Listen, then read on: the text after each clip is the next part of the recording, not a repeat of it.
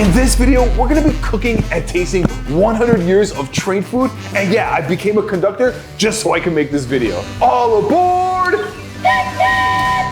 Starting off with 1910, where the average train ticket was $1.90. In 1910, if you wanted to travel long distances, you took the train because there was really no other option. Commercial air travel didn't exist yet, and while cars were around, roads were mostly unpaved and there were like no highways. And at the time, there were a ton of different railroad companies competing for passengers, and the biggest way they stood out was the food that they served. And if you were first class, the food was a huge part of the experience. Dining cars felt like real restaurants with top-tier meals that people actually looked forward to. One of the most famous dishes was the Great Big Potato. It was a 2 to 5 pound potato, slow cooked for hours and served with salt and butter. It became such a big attraction thanks to a perfect mix of smart marketing, novelty, and surprisingly good quality.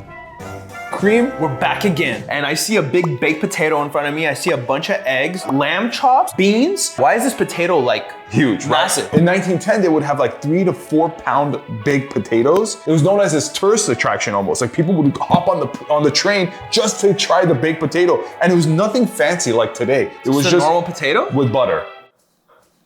Try the famous baked potato. Cheers. Okay. That's not bad. The potato. Let's go ahead and try a lamb. Juicy, bro. It's dripping. This is how we're eating? Oh my God. If we're starting off like that, then I think they're gonna get a 4.5 trains out of me. I felt like a king eating this. Yeah. I'm definitely a solid 4 trains out of 5. I think this thing was delicious, but pace yourself, dude. Don't eat all of this. We got a lot more decades coming up and it's only gonna get more interesting from here, but let's go ahead and head over to our next decade. Can you chill? Now we're in the 1920s, where the average train ticket was $4.30. The 1920s were the golden age of railroads, and train food stepped up in a big way. Competition between rail companies got even more fierce, and that meant service and hospitality had to be flawless. But here is what made it really impressive. Meals were being cooked in tiny onboard kitchens. They were about 12 feet long and 7 feet wide, and that's basically the size of a bathroom in a New York apartment. But that didn't matter. Chefs still found a way to innovate. One major innovation were biscuit biscuits. To save on space and time, chefs began pre-mixing biscuit dough to bake it fresh on the train. And that mix eventually became the Bisquick brand that we still use till this day. Back then, trains were like fine dining. It rivaled restaurants. I don't see the fine dining here, my boy. I don't. Mushroom soup was in first class. Chili's was obviously in coach, and biscuits were for both classes. I want you to start with the mushroom soup. That's good though. Let's go in with some chilies. I'm gonna do the craziest thing in a second. Do what I tell you to do. Yes, sir. It's something ridiculous. We're gonna go a little bit of mushroom right here. Okay. And get some chili. We got such a beautiful bite here. That is nice. That's sick. That's unique. Now you feel like you're fine dining? Not really, but you know, it's getting a 2.5 of me. Because how are we gonna go backwards that much? Like, come on now. I still want my lamb chops. I need some protein. Yeah, and you're right right. now, I don't see any protein on I it. think you're right. What? 1910 had a little bit more oomph to it, but this is still nice. The cream of mushroom was nice. I love a good chilies. And for Bisquick to be born on trains, I think that gives us some points. 3.5 trains out of 5. All right, well, let's go see if there's any lamb chops in 1930. We're now in the 1930s, where the average train ticket was $3.70. In the 1930s, the Great Depression hit hard, and railroad companies were not immune to this. The amount of people that rode trains dropped, and those who still traveled had little money left over for meals on board. And railroad companies were stuck, because keeping high-quality food service was expensive, but raising prices would drive away even more passengers. But at the end, most companies chose to keep meals affordable and quietly absorb the losses just to keep people coming. That's if they could even afford to travel at all. Some people even hopped on trains without tickets, just trying to get somewhere during the hardest decade of their lives. In 1930, it was a Great Depression. The people that rode coach on trains brought their own food. So most of the food that was bought on trains were by first class citizens. That's why they got nice salmon, vegetable, and jelly toast. Bon appetit. I feel like it's like typical rich food of the time. For breakfast, I'll have some jelly toast. Very boring. I would give this a 3.5 trains out of 5. It's a little bit bland, but you know what? Not bad, and I wouldn't be mad if I got this. It was a staple dish for the 1930s on trains, but I'm gonna go higher than half. I'm gonna go 3 trains out of 5 for 1930. Let's check out what's in the 1940s. Let's go. Oh, we're now in 1940, where the average train ticket is $3. By 1944, railroad companies were carrying over 900 million passengers, nearly 3 times the traffic from a decade earlier. So why the sudden boom? Well, gas and tire rationing, plus a shortage of replacement parts during the war, meant Americans literally had no choice but to rely on trains. So because of this, trains were always packed with passengers, and it overwhelmed dining cars. Passengers were often asked to leave as soon as they were finished eating just to make space for the next group. And despite the chaos, the food never slipped. Menus still rivaled fine dining restaurants, and railroads somehow managed to serve high quality meals no matter how busy it got. Fried chicken with gravy, ice cream, potato salad, and ripe olives. Fried chicken, I'm a happy guy. Cheers. Ooh, it's hot. Wow. That's not bad. Follow up with a little Olive? Kind of hard. What's this here? This is a potato salad. Classic combo. Yeah. Cheers. Great. Right? That's good. Ice cream? My favorite dessert. Oh, it's like creamier. It's fried chicken and ice cream. Guys, this gets up 5 trains all day. No way! I think I agree with you. 5 trains on me as well. I just hope 1950s holds up. We've made it to 1950, where the average train ticket is $5.10. The 1950s was a turning point for America. Strangely, railroads started seeing a drop in passengers. Why is that? Well, because commercial air travel was finally taking off. No pun intended. Highways were expanding and airlines began offering free in-flight meals. In response, train companies started cutting back. Instead of multi-course meals and table service, which eliminated the need for servers. This looks like the most 1950s meal I've ever seen in my life. Yeah, America was like starting to be like, ooh, burgers, sandwiches, and cereal are actually pretty good. But trains started seeing a decline because highway roads were being more developed, and burgers, sandwich, and cereal was like the hot thing back then. Honestly, I'm just really excited to dig into this burger. It looks amazing. That's all you have to say? If that's not Americana, I don't know what is. Let's go ahead and try this ham sandwich. Can't go wrong with ham and cheese. And the classic cornflake cereal on the train. Also, wouldn't it be like a little bumpy on the train to have cereal? Like, wouldn't it be spilling everywhere? I feel like this milk would be everywhere. Cheers. This is totally 1950s. If I could have a burger like this, a sandwich like this, a cereal like this, just on the plane, I'd be happy. So I'm gonna give this a 4 out of 5 trains. To be honest with you, bro, this really was not my vibe at all. I feel like this is kind of like peasant food. And at the end of the day, like if you like something like this, then you should know that I'm totally messing with you because this gets a 4 out of 5 trains. Yeah, let's go. Yes, exactly. But the one thing about this plate, I gotta say, the reason why I didn't give it a 5 and I gave it a 4, this burgers kind of slow me down, dude. And I feel the same way, dude. I feel like going through these decades, I'm starting to get pretty tired, bro. I feel you, dude. But hey, What? don't worry, I got Vivison to help us out. What's that? I'm glad you asked. Let me explain.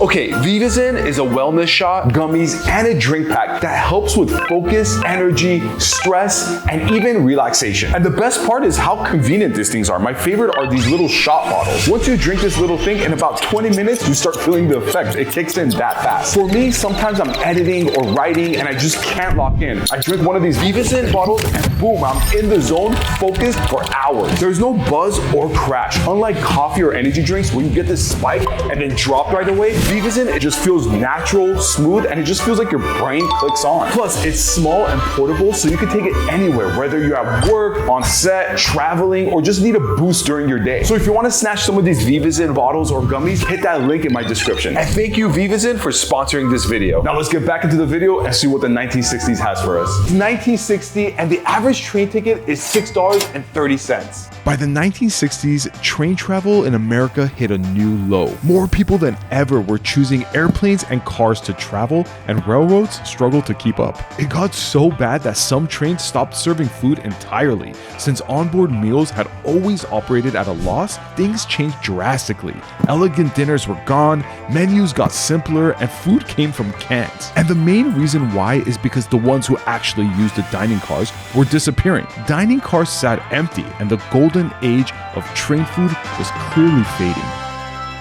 Another Americana dish, we got tomato soup with grilled cheese, of course. Classic glazed donut with a simple salad. Lamb chop era is coming to an end slowly. We're gonna take the grilled cheese here, cut it in half, dip that into our tomato soup. Bon appetit. It's a simple dish, It's a simple dish. right? It's a little sweet, crunchy, Yep. very refreshing. I kind of like that. And of course, It's a donut. Unbelievable.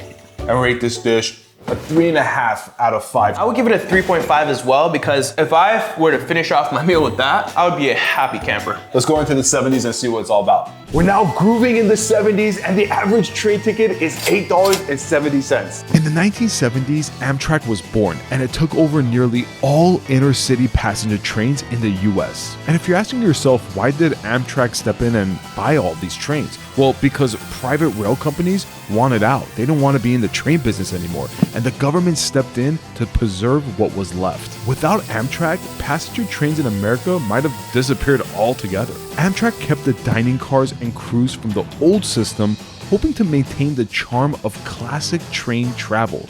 But it came at a cost. Budgets were tight, and it was clear this level of service couldn't last forever. We're in the 1970s. All right, we're in 1970. Don't ever do that again. In front of us, French fries, chicken and gravy, and an Again? apple pie. But this is not fried chicken. This isn't fried chicken.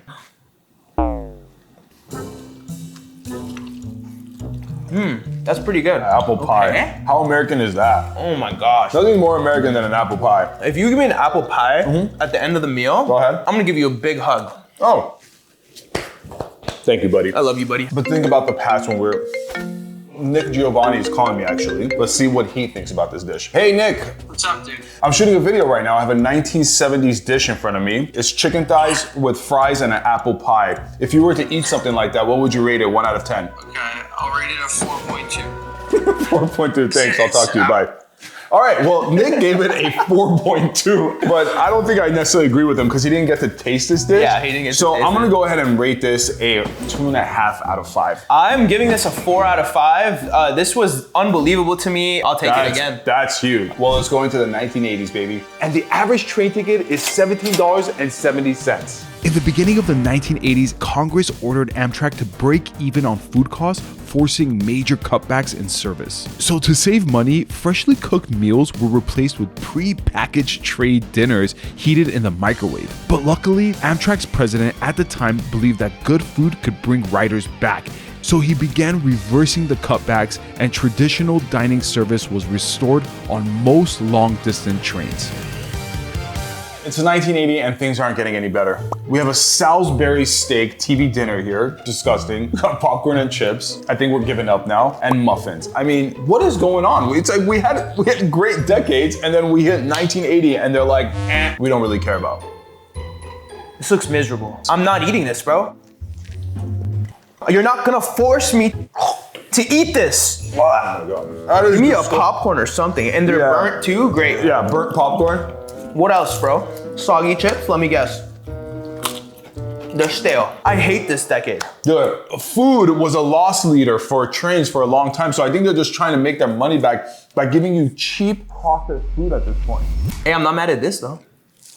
You're saving the day. The 1980s is such a disappointing decade. I know what he's thinking, and I know he knows what I'm thinking, and we both give this a 0. Hopefully, the 90s has a little bit of a lift. We've now made it to the best decade where the average train ticket is $39.60. In the 1990s, dining cars made a comeback, but this time they weren't just for first-class passengers.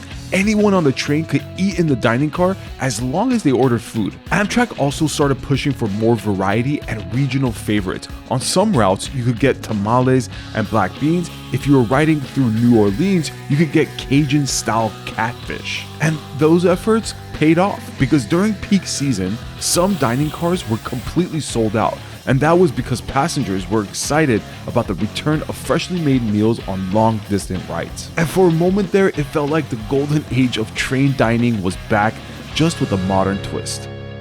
Kareem, but we did get better from the 1980s because we have tamales, we have black beans, we got French toast, and of course, some cookies. That's interesting. Let's go ahead and open up the husk here.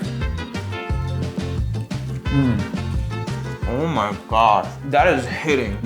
We've definitely made an upgrade from the 1980s with the black beans and cilantro. Well, let's go ahead and try some of this French toast. That hits. Come on now. That's nice. And then we finish it all off with a delicious chocolate chip cookie. I'm getting so full, but I can't stop eating this. Good. This is amazing. After the last decade, this is a pleasant surprise. I'm gonna give it a 3 out of 5 trains. That was close to mine because I'm gonna give this a 3.5 out of 5 trains because I think it was pretty delicious and it's kind of refreshing from the last decade. But you know what, Kareem? Let's get out of the 1900s and head over to the 2000s. And the average train ticket is $52.20. In the 2000s, Amtrak gave its dining menu a complete overhaul. One standout addition was made-to-order chicken wings. This was more of a rare offering at the time, but it also came with premium desserts like layered cake and even Haagen-Dazs ice cream. The new menu was developed by Amtrak's executive chef with inputs from passengers, employees, and even onboard staff, which just shows that they were finally trying to give people what they actually wanted. They kept pushing forward because good food was still seen as a part of what made train travel so special. Kareem, we've made it to the 2000s and in front of us we have chicken wings. It's not looking bad. Cheers. Oh my gosh. I love wings so much. They're the best thing ever. As you can see, we also had some mashed potatoes here. Okay. Pretty common dish. A simple yogurt with granola. And Haagen-Dazs ice cream. It's probably the best ice cream bar out there. I think you're pretty spot on. We're gonna have to share that. Oh my goodness. That just increased my happiness by tenfold. The quality has lessened in train food by a lot. Even though these are pretty good, I'm gonna go ahead and rate this dish a 2.5 out of 5. I'm going right down the middle. I'm not mad at this. I love me some wings. I'm gonna give it a 3 trains. I think it was good. Let's go ahead and head over to our very last decade. I'm excited. It's 2010 and the average train ticket is $60.20. In the 2010s, Amtrak made staffing adjustments that reduced cook and attendant hours, saving them millions of dollars in labor alone. But the biggest change came with food service. Amtrak introduced something called flexible dining. They're basically like these hot and ready meals offered buffet style with no reservations and no formal dining experience. They even added stand-up areas where you could eat quickly and return to your seat. Till this day, some longer routes still have that traditional dining cars, but unfortunately they're starting to slowly fade away, all in the name of saving money, but ultimately saving the last remaining pieces of American travel history, the train. The culmination of 100 years of technology and innovation have led us to 2 hot dogs, mac and cheese, and some peanuts. I'm surprised they didn't serve us the hot dog water on the side. You know, Yeah. Let's try it out. And then the mac and cheese, I mean, this is your classic mac and cheese. Can't go really wrong with mac and cheese, You right? can't, but... Yeah, I get it. And then mixed nuts, it's just mixed nuts. I mean, if I was on a train and they had this on the menu, I'd rather not eat. We have to come and face reality, and the reality is, it's good for a baseball game. You know? A 1 train out of 5. It's sad where we are now with the train food. I'm gonna give it a 2. I think it's not as bad as the 80s, right? But we did have some great meals earlier in the video, Agreed. and it has just all culminated into something really mediocre and bland. But you know what? It is what it is, and I'm happy I got to try all this train food with my good friend Kareem. I Let us know. know in the comments which one was your favorite one, and I'll see you guys in the next one.